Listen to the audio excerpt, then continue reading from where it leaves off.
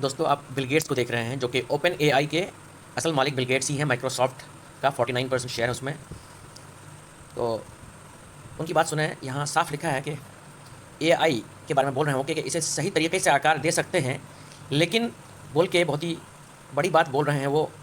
इस इंटरव्यू को आप सुनिए, मैं इसको हिंदी में अनुवाद करूँगा। अब कितने कॉन्फिडेंट हैं एआई के बारे में कि वो कितना अच्छा हो सकता है और कितना बुरा हो सकता है। तो बिल गेट्स ने कहा कि मैं बिल्कुल कॉन्फिडेंट नहीं हूँ, मैं ये जानता हूँ, और मैं बहुत सरप्राइज हूँ कि लास्ट इलेक्शन में बिल्कुल ही इशू नहीं बना। ये क्यों? आखिर ये एआई जो है सारे हर चीज़ का शेप बदलेगा, लोगों की ज़िंदगी को एआई रीशेप करेगा, फिर से बदलेगा। वो एक बहुत बड़ा चेंज एजेंट बनेगा।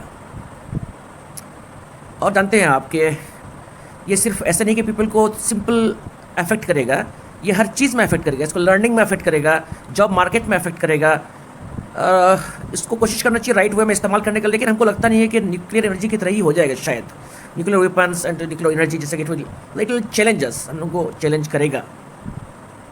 बिल गेट्स ने एआई के बारे में सही बात बता दी है, क्योंकि एआई और एई, आर्टिफिशियल इंटेलिजेंस और एटॉमिक एनर्जी, ये दोनों तकरीबन उतना ही ख़तरनाक है, बराबर के ख़तरनाक है।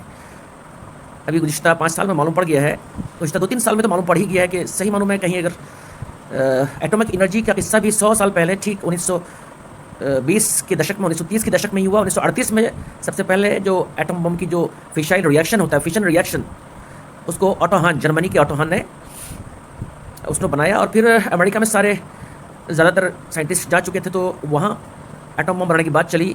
सेकेंड वर्ल्ड वॉर चल रहा था ऑलरेडी, और लोग जानते नहीं थे कि इतना बड़ा ख़तरनाक चीज़ है। उससे पहले ही उसने, बहुत ही अफसोसनाक बात है कि एटॉमिक एनर्जी को वेलफेयर में इस्तेमाल नहीं करके, सबसे पहले अमेरिका हो या जर्मनी हो, कोई भी हो, सबसे पहले उसको वारफेयर में इस्तेमाल करने की सोचे। मुझे अफसोस है ऐसे साइंटिस्ट्स पे कि इस तरह से होने दिया। 1930 की दशक में, 1940 के दशक में अब सेकेंड वर्ल्ड वॉर हो रहा है, और 1938 में अब फिशन रिएक्शन, एटम बम का जो मेन इक्वेशन है, रिएक्शन है, और जो प्रोसेस है, उसका एक्सपेरिमेंट है, वो आप बनाते हैं। और फिर उसी ज़माने में 1939 में, 1940 में, 1941 में एग्जैक्टली पर्ल हार्बर पर हमला होता है। 1941 में यूएस पर जापान ने हमला किया।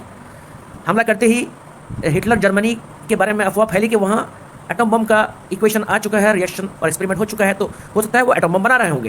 हालांकि आइंस्टाइन जिंदा थे उस वक्त, लेकिन वहाँ के जो प्रेसिडेंट रोजोवेट थे, उन्होंने उनको थियोरेटिकल फिजिसिस्ट होने की वजह से उनको ज़्यादा ध्यान नहीं दिया। और उस वक्त सेकेंड वर्ल्ड वॉर हो रहा था, और जापान एक बहुत ख़तरनाक सुपर पावर और एक तरह का टोटलिटेरियन या फिर हेजीमनी, मतलब एक दुनिया के लिए ख़तरनाक बनता जा रहा था। चाइना पर भी हमला कर रहा था, रशिया पर भी हमला कर रहा था जर्मनी से मिलके, और अमेरिका पर भी 1941 में पर्ल हार्बर पर हमला कर चुका था।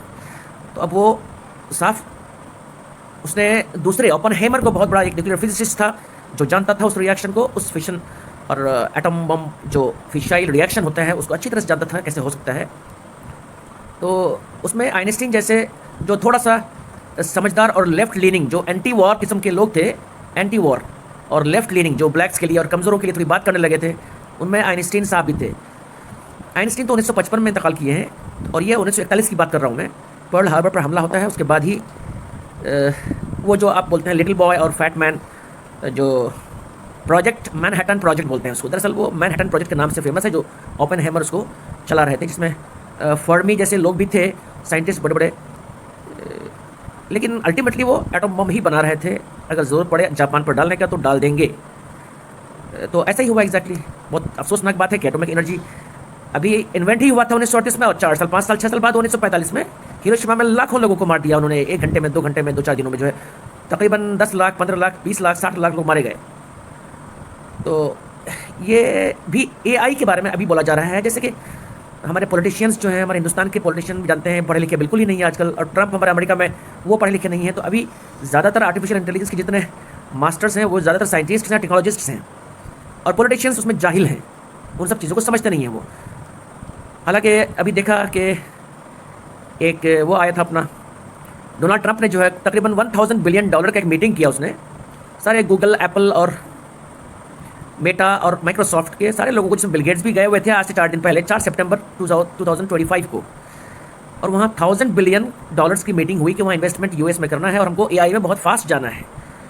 उसमें अमेरिका में ज़्यादा से ज़्यादा फ़ायदा हो अमेरिकन गवर्नमेंट का, और अमेरिका के पब्लिक को ज़्यादा फ़ायदा हो, उसके लिए डोनाल्ड ट्रंप ने सबको डिनर पे बुलाया था। और ऑलमोस्ट वो पावरफुली बता रहा था कि आप लोगों को इस लाइन में काम करना है। अब एआई सेफ्टी की बात लेकिन नहीं हो रही थी।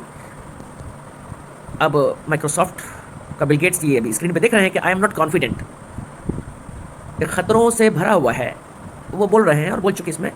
तो इसी तरह से 1945 के 6 अगस्त और 9 अगस्त 1945 में जब हिरोशिमा में एटॉमिक एनर्जी एटम बम उसका नुकसान देखा गया बहुत बड़ा, उसके बाद फिर यूनाइटेड नेशंस बना, उसके बाद फिर एंटी वॉर बहुत सारे ये हुए, और आइंस्टीन और बहुत सारे इवन ओपेनहाइमर भी जो एटम बम का जो ईजाद करने वाला था वो भी एंटी वॉर हो गया, और फिर उसने जो है न्यूक्लियर डिसआर्मामेंट की बात करना शुरू की। लेकिन पॉलिटिशियंस क्या होते हैं, जो एक नई चीज़ मिलती है उसको लेकर बहुत मज़े करते हैं बिना जाने बुझे।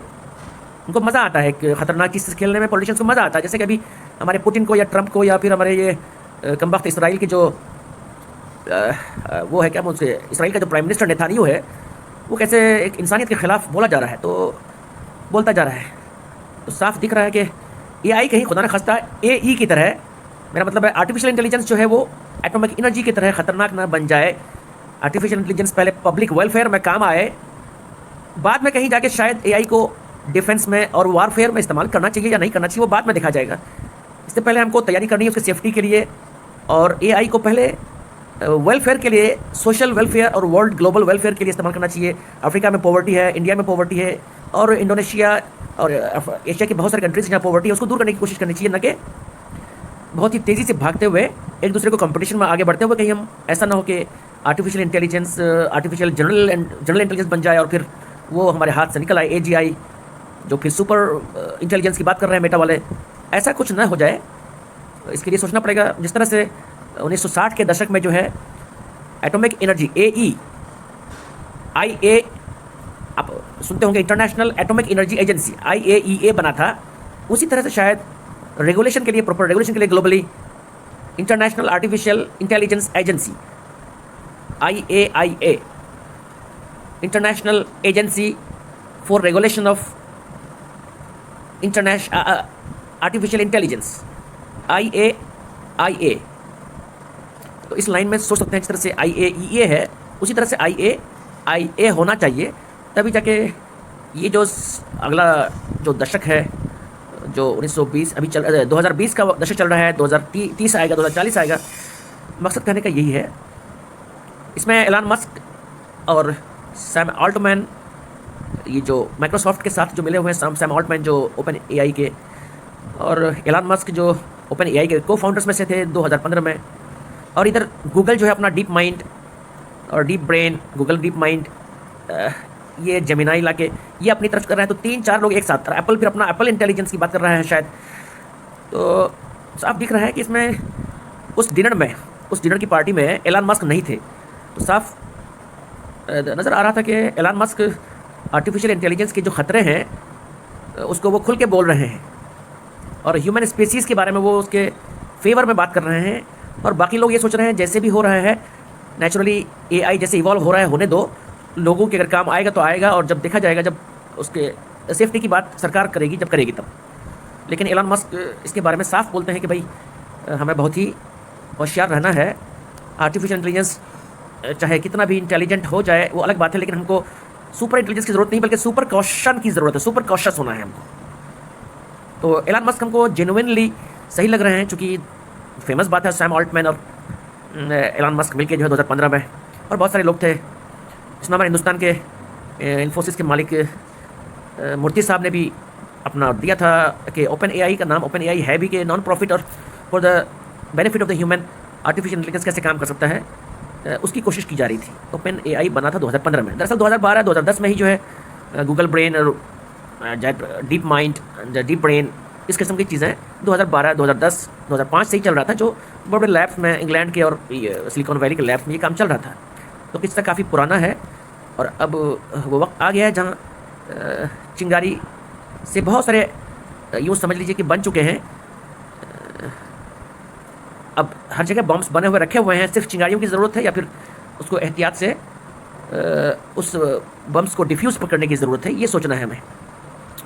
बहुत बहुत शुक्रिया आपका। इस तरह के ऑथेंटिक इन्फॉर्मेशन के लिए प्लीज़ लाइक सब्सक्राइब करें रिसर्च इंडिया स्क्रीन को।